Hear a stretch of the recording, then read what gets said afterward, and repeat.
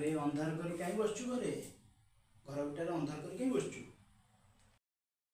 ନାଇଁ ବାପା, ଏମିତି ବସିଛି ଆଉ। କେମିତି କହିବି ବାପା ତୁମକୁ? ଆଜି ବି ଇଣ୍ଟରଭ୍ୟୁ ଦେଲି, ଚାକିରି ପାଇଲିନି।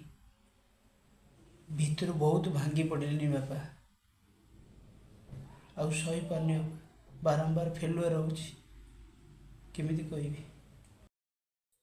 ଆରେ ଆସୁନୁ, କେହି ତ ଡାକିଲେନି ଖାଇବାକୁ। ସେ ଅନ୍ଧାର ଘରଟାରେ ବସିଛୁ, ଆସେ।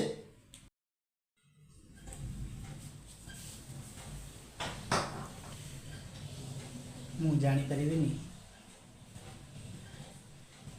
ମୋ ବାପା ବାପା, ପୁଅର କ'ଣ ହେଇଛି ବାପା ଜାଣିପାରିବନି? ମୋ ପୁଅ ଇଣ୍ଟରଭ୍ୟୁ ଦେବାକୁ ଯାଇଥିଲା, ପାଇଲାନି, ଚାକିରି ପାଇଲାନି। ସେଥିପାଇଁ ଅନ୍ଧାର ଘର ଭିତରେ ବସିକି ମନ ଦୁଃଖ କରୁଛି। ମୋ ଆଗରେ କିଛି ଖୋଲିକି କହିପାରୁନି।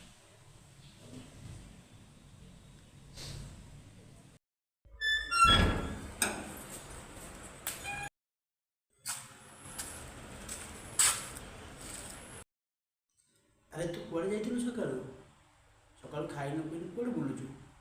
ଆଉ ଶୁଣୁ, ମୁଁ ସାହୁଙ୍କ ସହିତ କଥା ହେଇଯାଇଛି, ତୋ ପାଇଁକା ଗୋଟେ ଚାକିରି ଠିକ୍ କରିଦେଇଛି। ତୁ କାଲି ସକାଳୁ ବସ୍ ଧରିକି ପଳେଇବୁ, ସାହୁଙ୍କ ସହିତ କଥା ହେଇଯିବୁ। ସେଠି ଯାଇ ପହଞ୍ଚିକି ମୋତେ ଫୋନ୍ କରିବୁ, ବୁଝିଲୁ?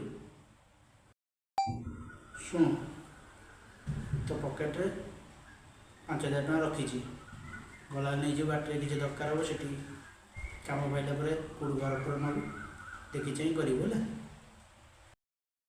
ବାପାଙ୍କୁ ତ କହିଦେଲି କାଲି ସକାଳେ ଯିବି ବୋଲି, ହେଲେ କ'ଣ କରିବି? ପାଖରେ ତ କିଛି ବି ପଇସା ନାହିଁ, କ'ଣ କରିବି?